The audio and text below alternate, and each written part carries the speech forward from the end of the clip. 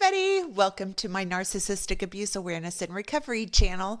Today we're going to be talking about the identifying behaviors of the female malignant narcissist. Narcissism is on a spectrum, and when it gets to the point that it's considered malignant, then you're dealing with someone who has the potential to be very calculated and dangerous. Malignant narcissists are not people you want to have any kind of a relationship with. The probability that you will be harmed in some manner, by a malignant narcissist, in my opinion, is nearly 100%. So if you believe that you might have encountered a malignant narcissist, or if you believe you could be involved with a female narcissist, malignant narcissist, then stay tuned. This video is going to give you some insight into the top behaviors you will typically witness from the female malignant narcissist. If you're new to my channel, welcome. So glad you're here. I would like to invite you to please subscribe and hit that notification bell because I put out new videos every week. Also, if you are interested in narcissistic abuse recovery coaching, please visit my website or send me an email. Both are linked in the description below. First, let's define what exactly malignant narcissist means. A malignant narcissist are also sometimes referred to as a dark triad personality because there are three distinct parts to the personality. Number one, narcissistic personality disorder. So she'll exhibit the typical behaviors of grandiosity. She'll require tons of attention and adoration, and she will have an overall attitude that she is superior to other people. The second part of the personality is psychopathy, or antisocial personality disorder, which means that this person does not have a conscience, essentially. They don't really experience feelings of empathy, regret, guilt, shame, remorse, or compassion for other people. They don't feel bad for the horrible things that they do. And then the third part of the personality is called Machiavellianism. And this is the part of the personality that is manipulative, that is exploitative and highly deceptive and sadistic, meaning that they gain pleasure from causing other people to suffer physically or emotionally. They get off on the pain they create in other people's lives. So as you can imagine, when you put these three distinct parts of the personality into one, that makes this individual incredibly dangerous and the probability of harm very, very high.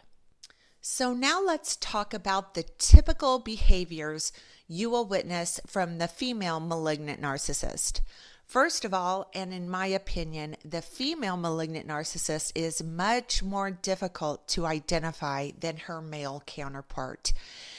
And that's because she utilizes her femininity and just the fact that she is a female to her advantage.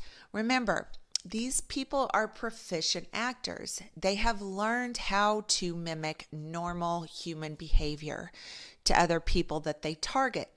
So usually female malignant narcissists are harder to recognize because her tricks and her manipulations are disguised under a sweet and feminine demeanor. People are just not usually expecting this type of pathology and deceptiveness from a female, unfortunately. However, I'm here to tell you, we need to be wary of all people in this day and age. We need to know the red flags and the typical behaviors to watch out for with everyone that we interact with, in my opinion. This disorder is just too prevalent in society these days not to be educated. Next, like all narcissists, the female malignant narcissist will utilize mirroring and love bombing in the beginning stages. So she's going to mirror back to you all the things that she's observed are important and meaningful to you. She will pretend that those things are the exact same things that are important and meaningful to her. And after she, gets your attention and interest by mirroring, she will usually slide right into the love bombing phase to finalize the deal and get you to thinking that you've potentially met this amazing woman who just, seems absolutely perfect for you. And this just doesn't happen in the male female romantic relationships either. The female malignant narcissist will utilize these same tricks to hook friends, a job or career opportunity, a same sex relationship, you name it. Basically, she will use these same techniques for anyone that she encounters that she wants to take advantage of for, whatever reason. Number 3, she is an expert and smooth liar. They will say anything to get what they want. I mean, nothing is off limits. They will lie about their circumstances, the welfare of their children, their own health, their childhood, you name it. Many times they will lie about things that no one would dream someone else would lie about to take advantage of another person. I have personally witnessed one lie to other people about one of her children having cancer to an unsuspecting person at church. And of course, her child never had cancer, didn't have cancer, but she got everybody at this church to believe this because who in God's name would lie about her child having cancer? And they do it effortlessly without any hesitation. These people can also usually cry on command in order to further exploit their lives and the people that they're trying to trick. The female malignant narcissist is a pathological liar, just like her male counterpart is. Number 4, they are two-faced. Many times they will be playing several different people at the same time in order to gain, the most rewards for whatever it is that she's after. She will befriend anyone if she thinks she has something to gain from it. Doesn't matter if it's your arch enemy. In fact, many times she probably will prefer to do these things because you would never suspect that. I have known malignant female narcissists who have been having affairs with family members of her husband and the father of her children.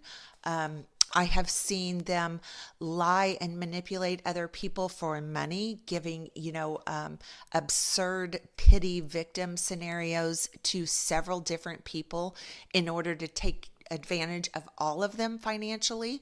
You name it. These women don't know the word loyalty and honesty. She might behave as if she has high levels of integrity. However, nothing could be further from the truth. Also, they can turn into a bully in a matter of seconds when necessary. They can literally go from playing the victim and switch into the nastiest bully you have ever seen. Remember, their highest priority is getting what they want by fooling other people usually. However, when that isn't working, or you catch them in a lie or in an act that they cannot escape from, trust me, they can and do get aggressive and will resort to emotional and verbal attacks and abuse in order to bully you into submission. Number 5, they can be highly sexual and seductive. The female malignant narcissist knows she has tremendous power and control over victims by using her sexuality. So it's very common for these women to be really good in bed. They know that if they hone those skills, that they can victimize and exploit a target for far longer than if they don't. Many times they will try and get a target sexually obsessed with her or dependent on them sexually. Then they'll get them to do what they want by withholding it and giving it to the target when he or she does what she wishes. But these women are highly sexual, and I continually hear about how good in bed they are for my clients. Number 6, they take pleasure in humiliating other people. They love to watch other people have hurtful, soul-crushing emotions or feelings. And nothing does a better job than humiliating someone in the most drastic ways. All malignant narcissists relish in the humiliation of other people, and they get off on it even more if they're responsible for the humiliation. And of course, the more public the scene, the more joy they extract. If you are a severely alienated parent, then your ex is a malignant narcissist. And anyone who has had the horror of going to court against a malignant narcissist and his or her cronies knows the delight and happiness these people feel when they are able to destroy the other parent's life, when they are able to turn their own children against them and publicly vilify the targeted parent while the child professes their unending love for the abusive and the disturbed parent. The more filthy and disturbing they can lie about and humiliate the targeted parent, the more public they can make it, the happier these people are. They remind me of cockroaches. They all scatter back to their holes when they're finished dismantling and humiliating the other person. They're just such vile and horrible people. These people literally they make my stomach turn. Number 7, she is fiercely competitive with others, especially other women. Malignant narcissists look at winning as literally life or death. They cannot tolerate losing. Winning takes priority over literally every other thing in their lives, I believe. They will go to great lengths to win. They will lie, they will cheat, they will sabotage anyone or anything necessary in order to win.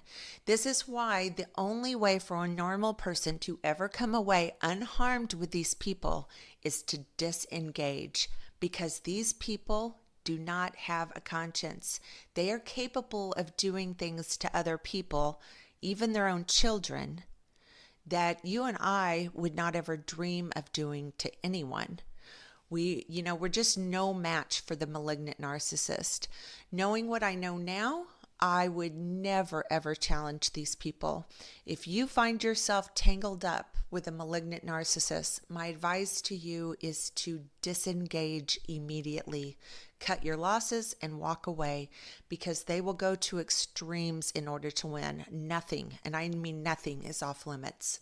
Number 8, they consistently and notoriously refute and escape responsibility. This is a cornerstone for antisocial personality disorder, and it's bizarre to watch them do the things that they do to other people and the absolute resolve they have in saying, I've done nothing wrong. These types of statements, I've done nothing wrong, are limitless in these people. They have a version, an excuse for every nasty experience you've ever had with them. And of course, the logic they use is outrageous at the very least. And their determination to force everyone else to believe these lies, or at least accept it to get off their case and leave them alone, is truly beyond anything I have ever seen. They don't ever give up, and they will go to their grave refusing any accountability. Doesn't matter if you caught them in the act red-handed.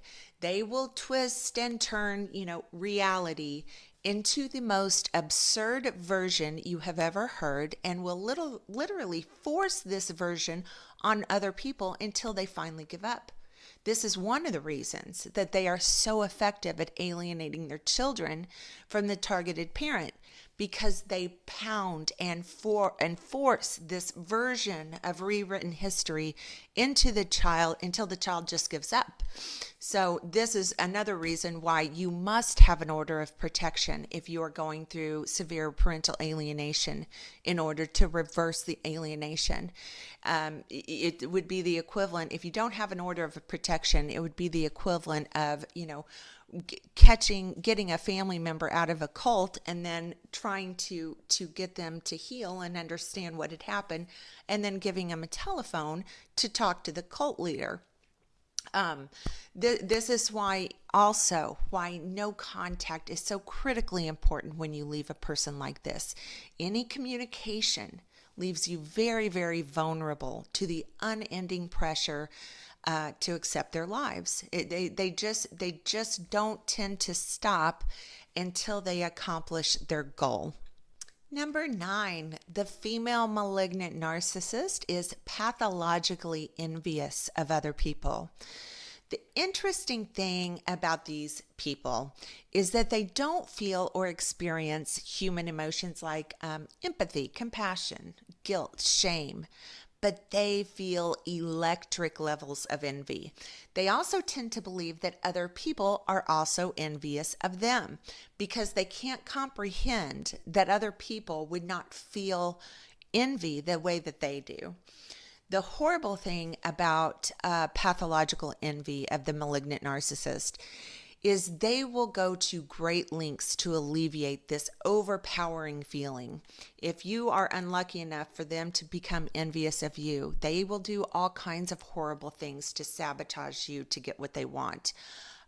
It's not a pleasant place to find yourself when a malignant narcissist becomes envious of you or something you have. Pathological envy consumes these people, and if they are hell-bent enough over it, they will do just about anything to get it or to see that they destroy it so you can no longer have it either. Pathological envy is probably the biggest factor that drives their behavior. It literally rules their lives. Number 10, they have no real understanding of how others, meaning you and I, think and feel. This tends to be consistent with the malignant narcissists, and that is they truly believe that they are superior to other people. They think that the naivete of other people is bizarre, and they find it hard to understand why other people are unwilling to manipulate or take advantage of other people. Many times they will theorize that people are all just like they are. They find it so hard to believe that other people would have an issue with being exploitative. If they encounter people who do catch them doing something atrocious to them, they usually will only blame the victim. They truly believe that these things are the victim's problem. They should have known better. It's not their fault they lied and took advantage of you. It's your fault for not knowing any better. This type of thinking is consistent for the male and the female malignant narcissist. Many of my coaching clients will ask, did this person ever really love me? And the answer is no. Think about it. If all you ever felt towards another person was the cold wish to win, how would you understand the meaning of love, of friendship, of caring? You wouldn't. You wouldn't understand.